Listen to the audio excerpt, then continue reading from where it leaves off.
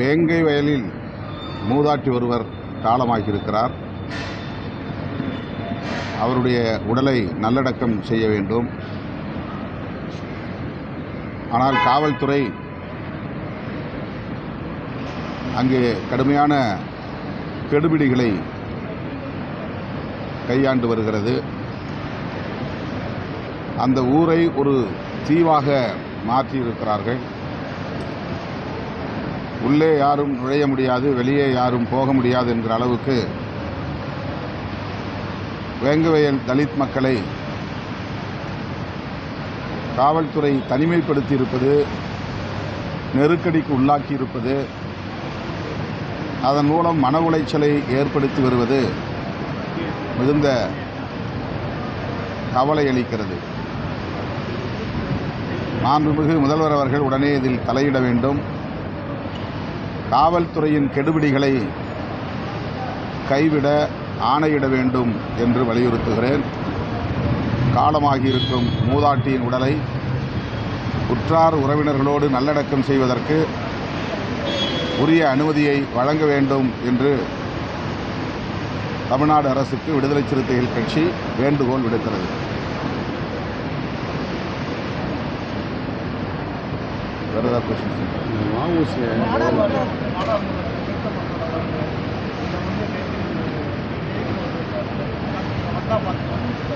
என்னது நாடாளுமன்றம்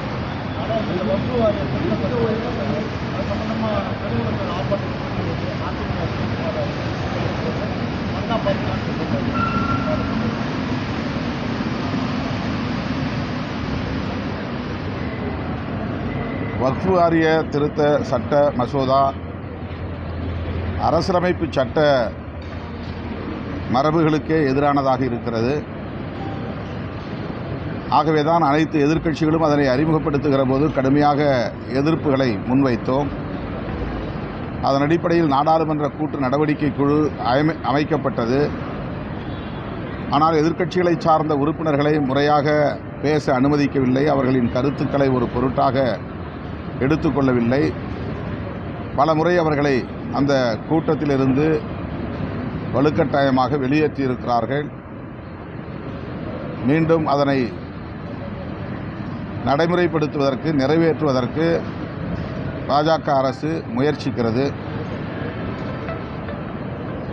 அரசமைப்பு சட்டத்திற்கு எதிரான ஒரு அரசு பாஜக அரசு என்பதை உறுதிப்படுத்தக்கூடிய வகையில் இந்த விவகாரத்தில் அவர்கள் நடந்து கொள்கிறார்கள். இந்த போக்கை வன்மையாக விடுதலை சிறுத்தைகள் கட்சி கண்டிக்கிறது.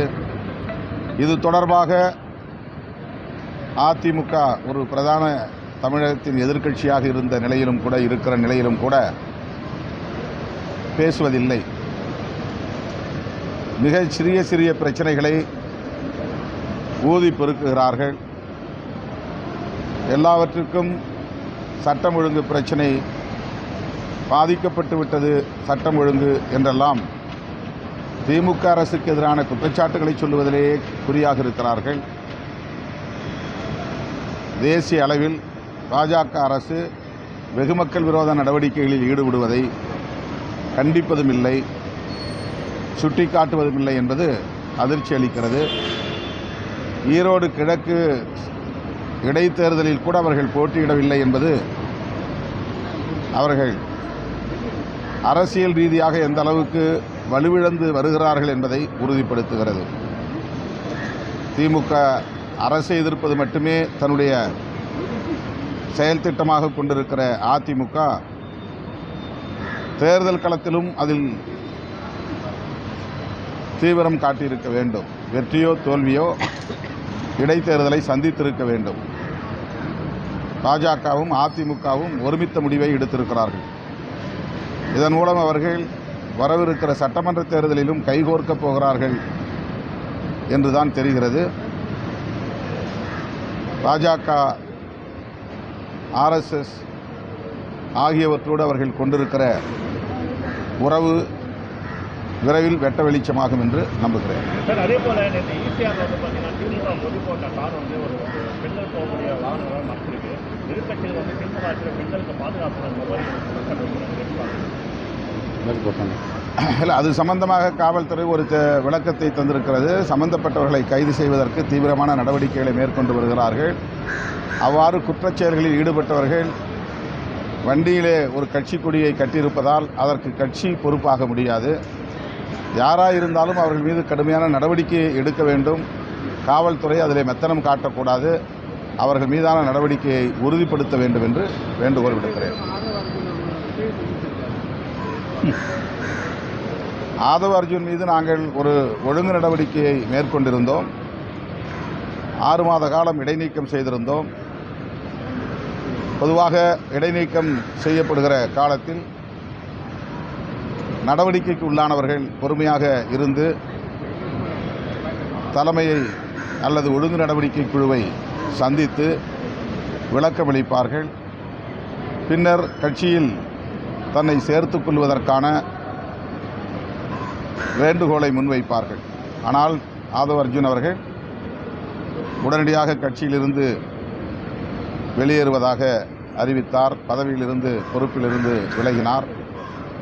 இப்போது தமிழக வெற்றிக் கழகத்தின் தேர்தல் வியூக வகுப்பாளராக பணியாற்றப் போகிறார் என்ற தகவல்களை ஊடகங்களின் மூலம் அறிய வந்தேன். அவருக்கு என்னுடைய வாழ்த்துக்கள்.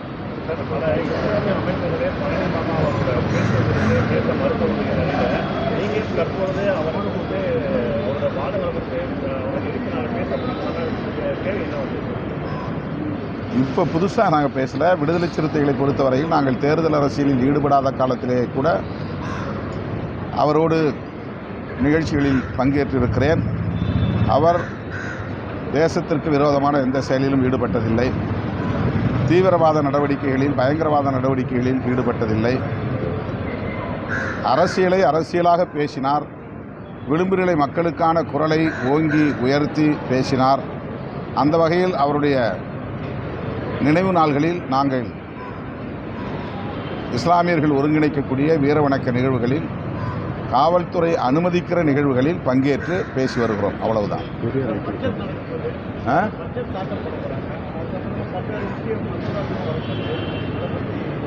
அது போன பிறகுதானே தெரியும் என்ன பண்ண போகிறாங்கன்னு தெரியும். எப்போதுமே வழக்கமாக தமிழ்நாட்டை வஞ்சிப்பார்கள்.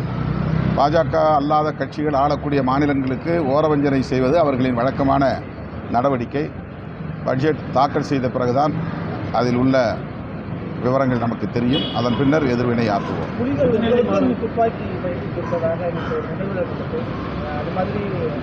அது பயிற்சி கொடுத்தது என்று பொருள் இல்லை. பயிற்சி என்பது வேறு, நம்முடைய ஆர்வத்திற்காக அவர்கள் கையாளுவதற்கு தருவது என்பது வேறு.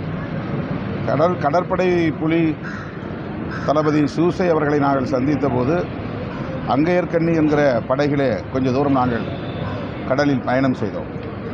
அப்போது அந்த வண்டியில் இருந்த ஆயுதங்களை கையாளுவதற்கு நாங்கள் ஆர்வம் காட்டினோம் என்பதைத்தான் சொன்னேன். வழக்கமாக விடுதலை புலிகள் தமிழ்நாட்டிலிருந்து வரக்கூடியவர்களை வரவேற்பதும் அவர்களின் ஆர்வத்திற்குரிய மரியாதையை தருவதும் அவர்களின் நடவடிக்கைகளும் செயல் திட்டங்களும் ஒன்றாக இருந்தது. ஒரு முறை நான் 1 வாரம் தங்கியிருந்தேன். இன்னொரு முறை 20-30 நாட்கள் தங்கியிருந்தேன்.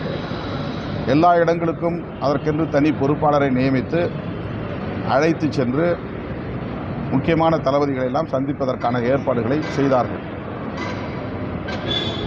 இது அவர்களுடைய நம்மீது வைத்திருக்கக்கூடிய உணர்வை வெளிப்படுத்தக்கூடிய ஒன்று. அவ்வளவுதான். நம் மீது வைத்திருக்கிற நம்பிக்கைக்கு ஒரு சான்று. மற்றபடி அதில் நாம் பெருமைப்பட்டுக் கொள்வதற்கு அல்லது அதை ஒரு செய்தியாக்கி அரசியல் செய்வதற்கு ஏதும் இல்லை. முதுநிலை மாணவர் சேர்க்கையில் தமிழ்நாட்டுக்கு ஒரு 1200 சிஜி இடங்கள் பறிமுதல். எது முதுநிலை மாணவர் சேர்க்கையில் உச்சநீதிமன்றத்தில் தீர்ப்பு கொடுத்துருக்காங்க. இதன் மூலமாக 1200 பிஜி இடங்கள் தமிழ்நாட்டுக்கு மட்டும் கைவிட்டு போகிற சூழல் இருக்குது. மறுசீராய்வு மனு அரசு சார்பில் சப்போர்ட் பண்ண போகிறதா சொல்லியிருக்காங்க. நாங்களும் அந்த வழக்கிலே கட்டாயமாக மனு தாக்கல் செய்வோம். உச்சநீதிமன்றத்தில் இடையீட்டு மனுவை தாக்கல் செய்து அதில் நீதி கோர முயற்சிப்போம்.